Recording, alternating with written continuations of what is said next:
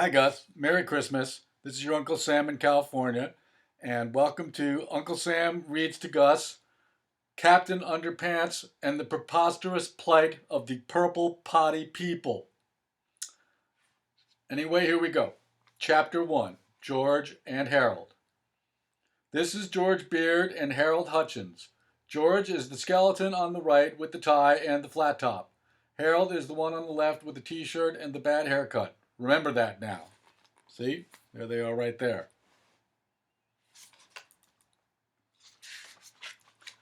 As you might remember from our last adventure, George and Harold had recently made the horrifying mistake of trying to pass through a synthetic time warp without letting the C-2X906 super Bimflimatrix drive of their Beebleflux capacitating Zossifier cool down, thus creating a sub-paradoxical dimensionalistic alternicon shift, which opened up a hypergeuclophonic screen door into a sub-omnivating ultrazenticular bio-nanzano-flanamarzipan.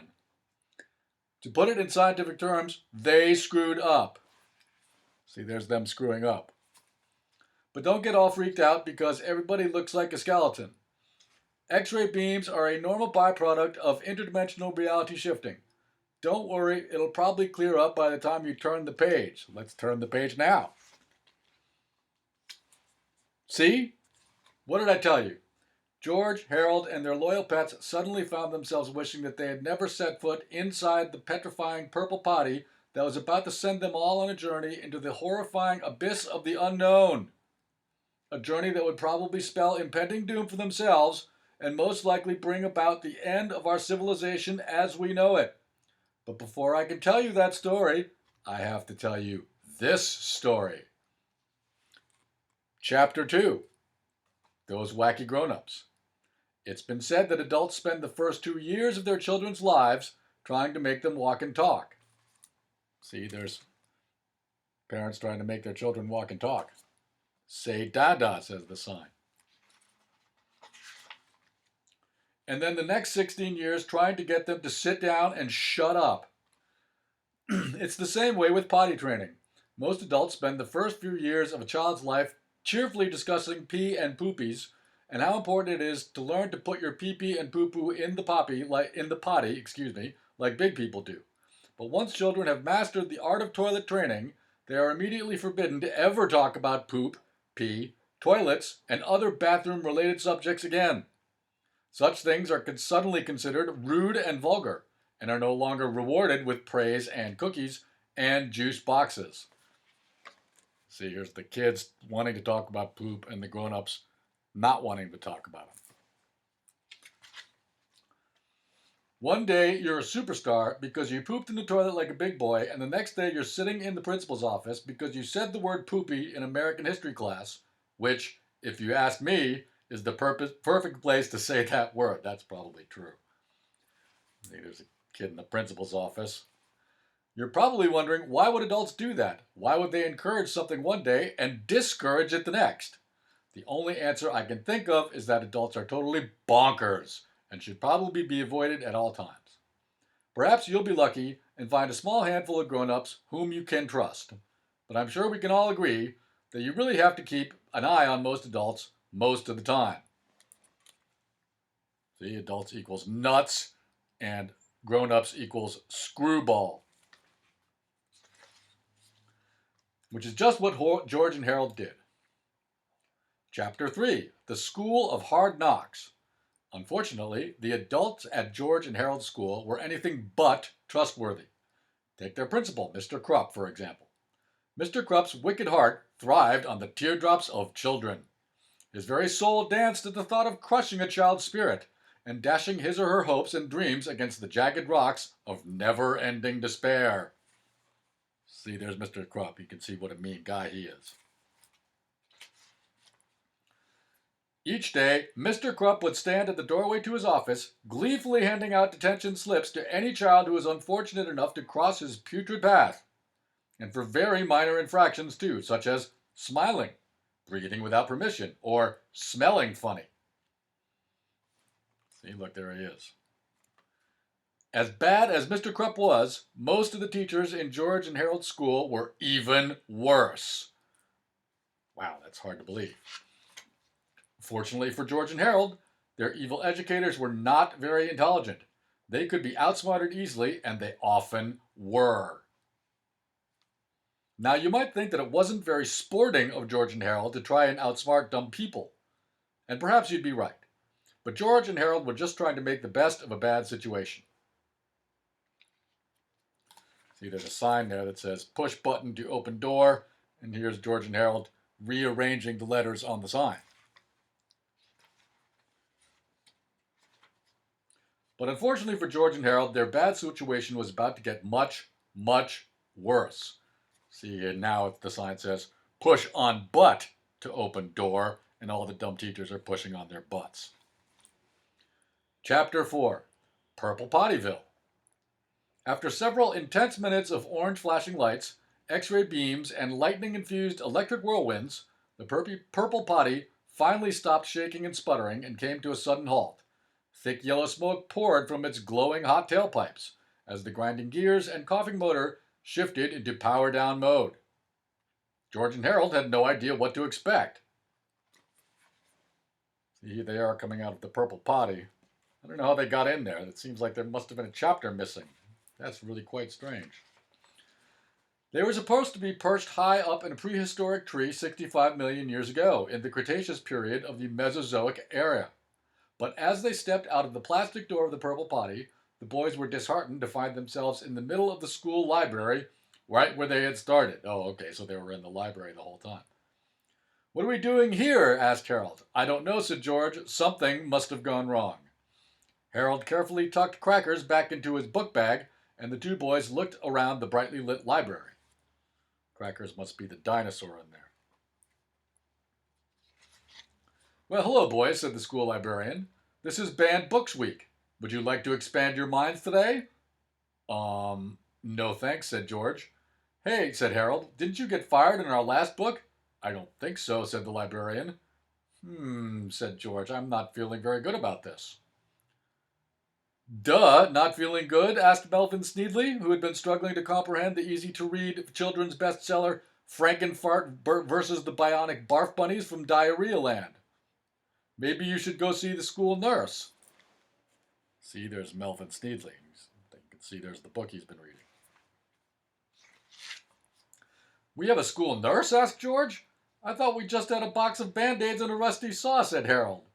"Duh, of course we have a school nurse," said Melvin. "His office is right next to our 5-star gourmet cafeteria." George and Harold looked confused. Thanks," said George, "but we'll be okay." Chapter 5, Strangers in Paradise Lost. As George and Harold walked down the hallway of their school, they noticed that something seemed wrong. Very wrong. But they couldn't figure out what it was. And there's an important sign on the wall of their school that says, "Imagination is more important than knowledge," a quote from Albert Einstein. He had plenty of imagination and knowledge. Miss Anthrope, the unbelievably crabby school secretary, passed by the boys and smiled kindly. "Why, hello, George and Harold. It's so good to see you two. Have a wonderful day." George and Harold looked at her suspiciously. What just happened?" asked Harold. "I don't know," said George, "but something strange is sure going on." George and Harold opened their locker and carefully put crackers and Sulu inside. "Shh, they're asleep," said George. "Good," said Harold. "They can take a nap while we get to class." See, there's the dinosaur and what looks like a chipmunk. You probably know more about crackers and Sulu than I do.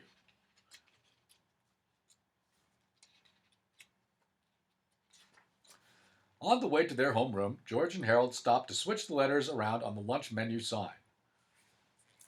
Today's menu: soy burgers, hot lime pie, apple juice. But just as they were finishing, their principal, Mr. Krupp, caught them red-handed. "Hey, Bubs," he said, "what are you kids doing out here?" And they didn't get to finish chanting the sign. That's too bad. Oh, yes, they did. "Please eat my plump, juicy boogers," says the sign. George stammered. "You see, please eat my plump, juicy boogers," said Mr. Krupp, giggling with glee. "That's gotta be the funniest thing I've seen all day. You boys really crack me up. You're hilarious. Then, with a spring in his step, Mr. Krupp pranced away, whistling a merry tune. What just happened? Asked George. Shh. Oh, I'm sorry, that was Harold. Shh, whispered George. Look. George pointed at two kids who were coming toward them, reading a homemade comic book. The kid on the left had a t-shirt and a flat top. The one on the right had a tie and a bad haircut. Please feel free to remember that now, if you wish. It's us, whispered George. How can they be us? Whispered Harold. I thought we were us. George and Harold hid behind a trash can as their two lookalikes walked toward them. They stopped in front of the lunch menu sign and frowned. Then a devilish look came over their faces as they quickly began rearranging the letters. The strange boys snickered wickedly as they sneaked away from their prank. What just happened? Asked Harold. I think I've figured it out, said George. And see, the sign now says, Anarchy Rules. I think the purple potty just brought us to some kind of strange, backwards universe, said George. No way, said Harold. That kind of thing only happens in poorly written children's stories whose authors have clearly begun running out of ideas. Here, I'll prove it, said George. The two friends walked to the cafeteria and took a whiff. That's weird, said Harold. It doesn't smell like dirty diapers, greasy dishwater, and moldy tennis shoes in here anymore.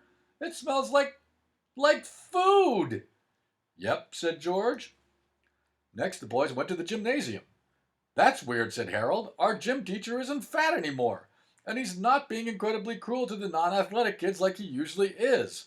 Yep, said George. And there's the gymnasium.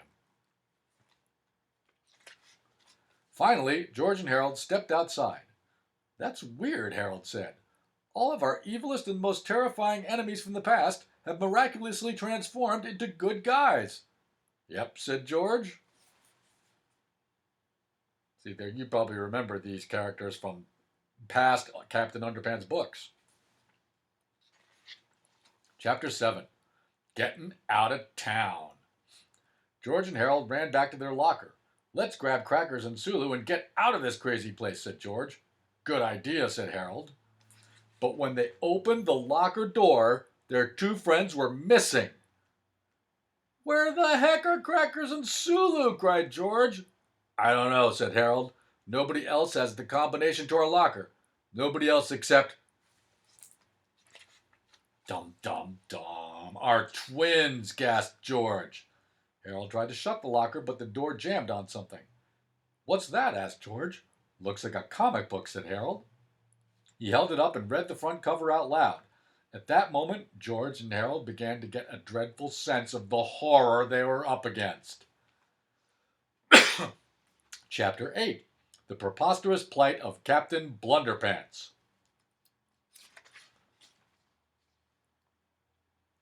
Once upon a time, there lived two evil children named George and Harold. I'm bad. I'm bad as well. They had a very nice principal who went by the name of Mr. Krupp. Hello, boys. Have a pleasant day. Whatever. One day, George and Harold hypnotized Mr. Krupp. You will obey us. Yes, master. They made him think he was an evil villain. You are now Captain Blunderpants. All right. George and Harold made Captain Blunderpants do all sorts of evil things. Steal us a video game system. Okay. And Captain Blunderpants obeyed. Steal us a big screen television. Okay. There he is stealing the television. I'm so happy I could cry. Me too. Uh-oh. And he breaks out of the window to steal a box of tissues. Soon, George and Harold had the world's coolest treehouse. Do you boys need anything else? How about a pizza? Sure thing, masters. And so, there he is stealing the pizza. Hold it right there, Captain Blunderpants, says the policeman. You've stolen TVs, jacuzzis, pop machines, massage chairs, and disco balls. But this time you've gone too far. You're under arrest for grand theft pizza. You've got to catch me first. And the chase was on. Soon, Captain Blunderpants was chased onto the freeway. when suddenly, oh no, look out! Hey! And there's the tires screeching. Big crash. The strange mixture of chocolate, peanut butter, and extra cheese combined to create a super powerful chemical reaction, which gave Captain Blunderpants amazing superpowers. I feel super, he says. La la try. Here's your pizza, boys. Here's Captain Blunderpants flying to... Hey, where's the pineapple? And he goes to steal a pineapple. Wow, just think of all the evil things we could do now. With Captain Blunderpants as our evil superpowered slave, we'll be able to get away with anything. Soon, the entire world will be ours. Mwah ha ha ha ha ha. Epilogue. Oh, by the way, whenever Captain Blunderpants hears someone snap his fingers, he turns back into Mr. Krupp. There's Mr. Krupp. Have a swell day. And whenever Mr. Krupp gets water on his head, he turns back into Captain Blunderpants. Remember that now. Chapter 9. Not without my hamster and my pterodactyl. I think our evil twins made this comic book, said Harold.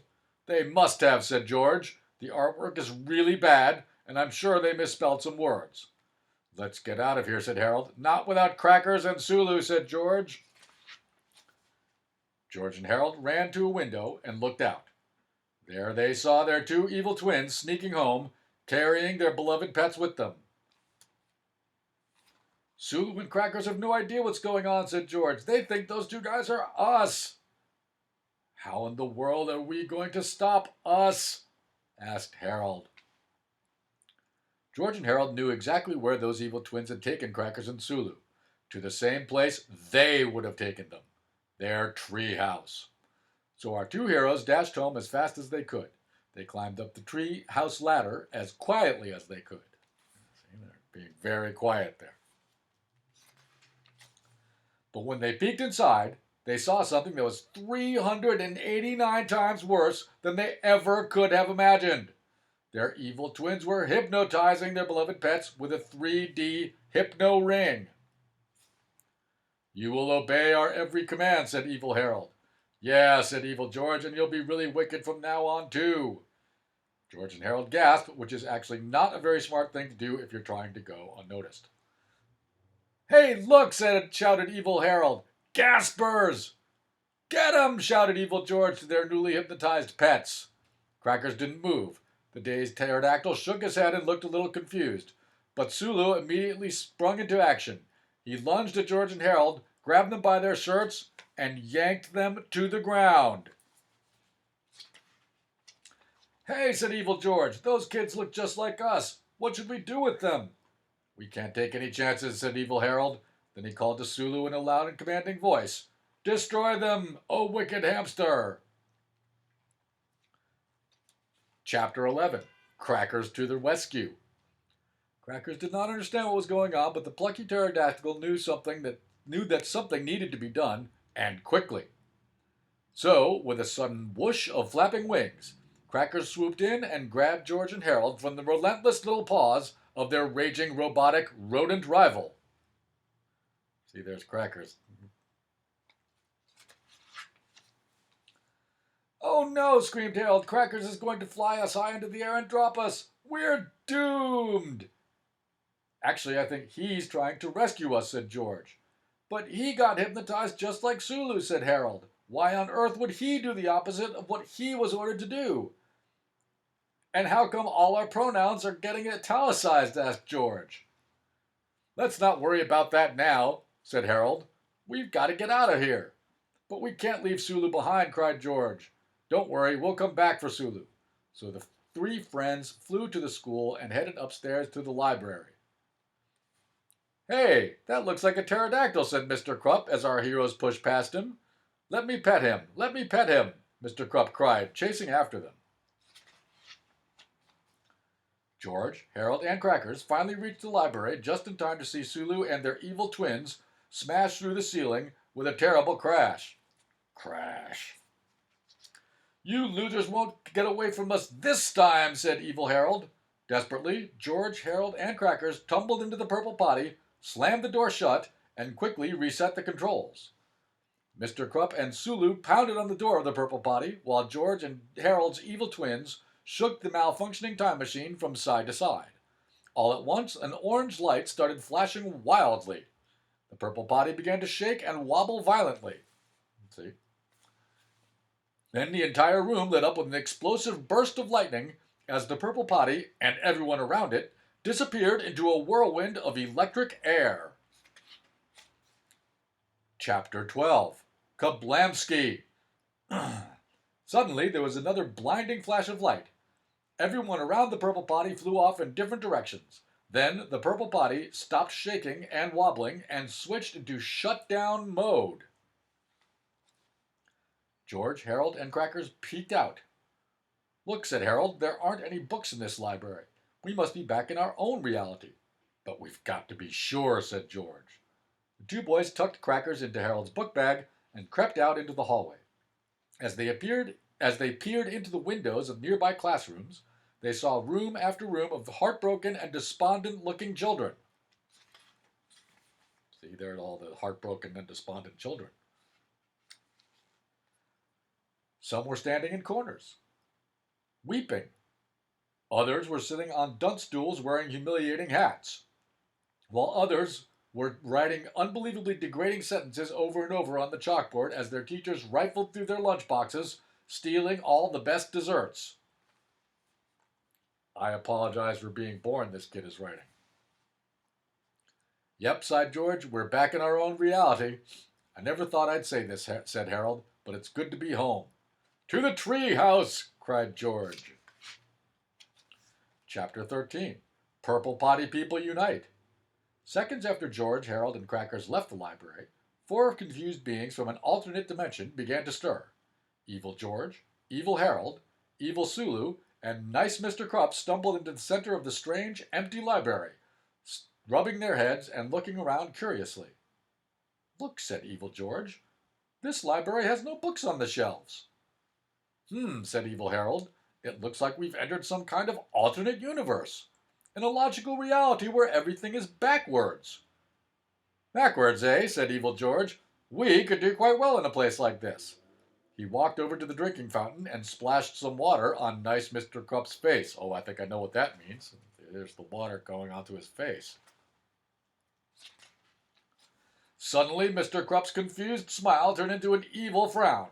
He ripped off his clothes and tied a curtain from a nearby window around his neck. Then Evil George handed him a bad toupee, and the pernicious principal stood before them, snarling angrily through his flared nostrils.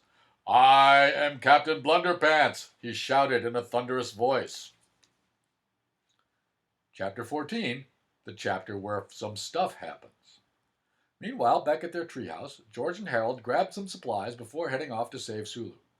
"We need our 3D hypno ring," said George, "to change Sulu back to his old self again." "Cool," said Harold, "and we better take the rest of this extra-strength superpower juice just in case." "Good idea," said George. And see, it says right there, extra-strength superpower juice. The two friends stuffed their supplies and their pet pterodactyl into their book bags and headed down the treehouse ladder. "Just where the heck do you think you're going?" asked a commanding voice at the bottom of the ladder. It was George's dad, and he didn't seem very happy. Said George, "we need to go back to school for something." "Yeah," said Harold, "we forgot something." "Well, it'll have to wait until tomorrow," said George's dad. "We're having dinner with the Hutchinsons tonight, remember?" "Oh, yeah," said George, "it's Grandparents' Day. We almost forgot." "Well, you're just in time for dinner," said George's dad. "Go inside and wash up." "But the fate of the entire world is in our hands," cried Harold. "The fate of the entire world can wait until tomorrow," said George's dad. Chapter 15. Super Supper. After they washed their hands, the two boys went to the dining room. George's parents had prepared a big meal, and everybody waited patiently for George and Harold to join them. Harold's mom, sister, and grandpa were there, along with George's mom, dad, and his great-grandma. "Hello, babies," said George's great-grandma. "What have you boys been up to?" "Nothing," said George as he hugged his great-grandma. See, there's him hugging his great-grandma. We made you and Grandpa a comic book yesterday, said Harold. You did, said Harold's grandpa. Well, let's have a look. George shuffled through his book bag, taking things out and laying them on the table. It's here somewhere, he said. Finally, he pulled out 2 copies of their latest comic book, The Adventures of Boxy Boy and Great Granny Girdle. It's about how you guys turn into superheroes and save the world and stuff, said George. I drew the pictures, said Harold. Well, that's very nice, boys, said George's dad. Now sit down and let's eat. We can't, said George. We've got to go now. It's really important.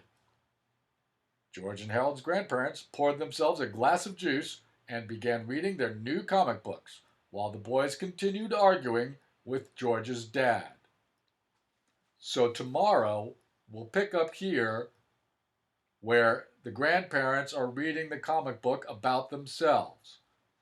Merry Christmas, Gus, and we'll see you tomorrow for part 2 of Uncle Sam Reads Gus, Captain Underpants, and the preposterous plight of the purple potty people. Merry Christmas.